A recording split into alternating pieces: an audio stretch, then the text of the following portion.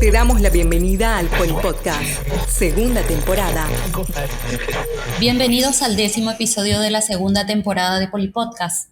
En esta ocasión estamos en compañía de la doctora Rocío Bota Solano López, primera mujer doctora en Ciencias de la Computación de la Facultad Politécnica de la Universidad Nacional de Asunción. Magdalena del Rocío Bota Solano López es licenciada en Ciencias, mención Biología por la Facultad de Ciencias Exactas y Naturales FACEM de la Universidad Nacional de Asunción. Licenciada en Ciencias de la Informática por la Universidad Columbia del Paraguay, egresada del programa de Maestría y Doctorado en Ciencias de la Computación de la FP UNA. Muy bienvenida a Polipodcast, doctora Rocío. Gracias por este tiempo. Hola, muchas gracias por la invitación. Para empezar, ¿podrías contarnos sobre tu experiencia como estudiante del doctorado en la FP-UNA? Bueno, mi experiencia como estudiante en realidad es muy atípica porque se solapaban mi ambiente de trabajo con el ambiente estudiantil, porque yo soy funcionaria del Laboratorio de Computación Científica y Matemática Aplicada que está en el NICTEC desde el 2014. O sea, yo soy docente técnico 2 y tengo función de investigación. Pero si trato de salir de eso y ver lo que es la experiencia de estudiar en sí, el posgrado, el doctorado en la Facultad Politécnica, el doctorado en Ciencias de la Computación, una experiencia que a mí me pareció interesante es que, como esto es un programa chico, son pocos alumnos, todos nos conocemos, interactuamos. Además, como las clases, es un decir, o los estudios dirigidos se llevan a cabo en el NICTEC, dentro de un solo bloque, uno tiene acceso, donde trabajan un montón de investigadores de diferentes laboratorios y con diferentes conocimientos, uno tiene acceso a toda esta gente. Y eso es muy importante porque cuando uno está haciendo el doctorado es un trabajo realmente muy solitario. Uno no comparte aula con otros compañeros. Cada uno tiene un trabajo que debe resolver, que es distinto, pero muchas veces cuando uno encuentra una dificultad, se tranca en alguna parte, es normal que uno comience a explicarle su problema a tus compañeros, a tus tutores, pero también le explicas a estos otros profesionales, estos otros investigadores que están ahí, y como hay gente de diferentes áreas, es muy probable que encuentres a alguien que te muestre una idea, te muestre una solución, una idea de cómo salir de ese atasco en que estás. Y eso, por ejemplo, fue una experiencia que a mí me gustó mucho y me pareció muy interesante, que es característica de un programa que está empezando, ¿verdad?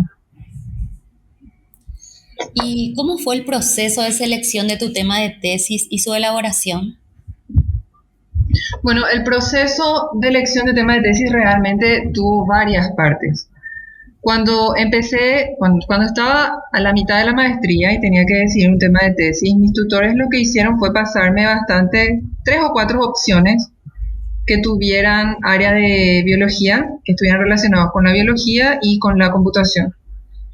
Y de entrada a mí lo que me interesó fue el área de teoría de juegos evolutivos, que lo que hace es mezclar la teoría de juegos clásica con lo que es la selección natural de Darwin. Entonces uno trabaja no con 1 o 2 individuos, 1 o 2 jugadores, sino trabaja con una población. Y otra vez dentro de eso, lo que es la evolución de la cooperación, que trata de explicar cómo es posible que exista la cooperación y cómo surja, se mantenga dentro de un grupo de individuos no relacionados entre sí. Pero la elección del tema en sí en realidad fue muy casual. Fue simplemente un artículo de un diario dominical en donde hablaban de una junta de saneamiento, estaban haciendo un análisis de la junta de saneamiento y hablaban de algunos de sus problemas, y uno de ellos uno de los datos era la tasa de morosidad, que tenían alta tasa de morosidad. Y como uno viene tan influenciado de lo que uno está leyendo, yo estaba estudiando teoría de juegos, evolución de la cooperación, cuando leí el artículo, a mí me pareció claro que el problema de la morosidad es similar a un problema de cooperación, porque aquellas personas que pagan sus cuotas son cooperadores y aquellos que no pagan, los morosos, son no cooperadores. Entonces, la idea era, ¿será que uno puede analizar este problema de la morosidad, no solo en junta de saneamiento, sino un problema que ocurre en muchos tipos de proyectos? ¿Será que es posible utilizar todas las herramientas que ya existen en teoría de juegos evolutivos y evolución de la cooperación para analizar este problema? ¿Y sería esto útil para los tomadores de decisiones? Entonces ese fue el arranque, esa fue la primera etapa de la elección de la tesis, pero fue la maestría en donde seleccionamos una serie diferente de modelos para ver cuál era más adecuado para usar en casos prácticos. Pero lo que encontramos al final, como una de las conclusiones, es que los procedimientos que ocurren en la realidad, donde nosotros queríamos utilizar estos modelos, son diferentes de lo que uno encuentra en juegos de laboratorio. Entonces nos vimos en la necesidad de modificar el modelo, modificar uno de estos modelos para incluir procedimientos de la vida real dentro de estos modelos teóricos de evolución de la cooperación. Y el mecanismo que elegimos fue el castigo fraccionado. ¿Podrías explicar resumidamente tu trabajo de tesis?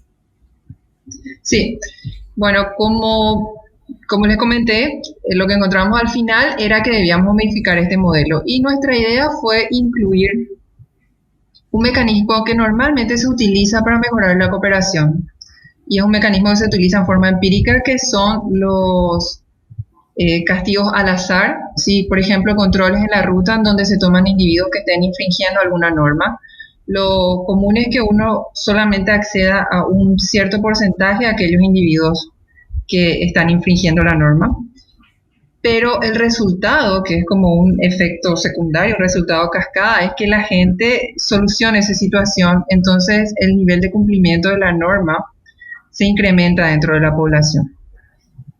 Y lo que hicimos fue utilizar este procedimiento empírico y colocarlo dentro de un modelo teórico de juegos de bienes públicos, que se utiliza justamente para ver cómo va a evolucionar la cooperación dentro de un grupo de individuos.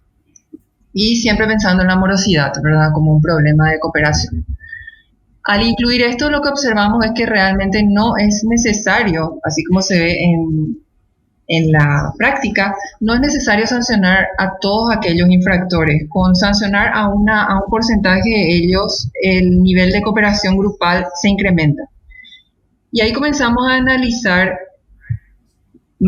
a ver cuáles eran las condiciones mínimas necesarias para alcanzar el 100% de cooperación, cuáles eran las circunstancias o estados de una población a partir de los cuales era más factible alcanzar un 100% de cooperación, cuáles serían beneficios, otros beneficios de este tipo de mecanismo, que por ejemplo uno de ellos es la reducción de costos, porque uno al sancionar solamente a un grupo de individuos está reduciendo el costo. Sancionar es costoso, vas a necesitar recursos, personal, tiempo para ello. Entonces, ese fue el resultado de la tesis, y la idea, por supuesto, es siempre ver si este tipo de análisis, que difiere un poco del análisis tradicional de la economía, puede ayudar a los tomadores de decisiones a ver qué medidas implementar para mejorar la cooperación dentro de un grupo. ¿Qué significa a nivel profesional la obtención de este título de doctorado? Bueno, el día siguiente de la defensa de tesis es igual al día anterior, realmente. Y yo creo que lo más sano es enfocarse en la satisfacción personal al haber terminado una etapa, haber concluido un trabajo que lleva mucho tiempo y mucho sacrificio. Son años de tu vida que desaparecen.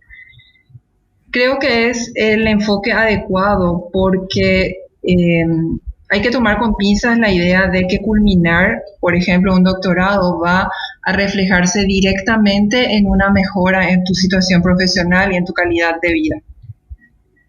Y pensar que eso es así podría llevar a mucha frustración, creo yo. Estamos hablando de investigación, un área poco conocida y también un área poco valorada. Entonces, Por supuesto que va a depender de las condiciones individuales de cada persona, de la situación en que se encuentra, muchas veces de la suerte de la que tenga, pero no hay una relación directa realmente entre culminar un doctorado o los años que uno le dedica a su formación con el resultado profesional. A ver, cuáles van a ser tus condiciones de trabajo, qué puesto vas a ocupar, si va a mejorar eso tu calidad de vida, es decir, tener un mejor ingreso.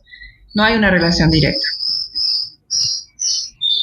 Entonces, en lo personal, ¿qué implica ser la primera mujer doctora en ciencias de la computación? En lo personal es muy satisfactorio, ¿verdad? Es algo muy lindo. A mí me puso orgullosa ser la primera mujer en terminar en este posgrado, pero yo sé que es algo totalmente circunstancial.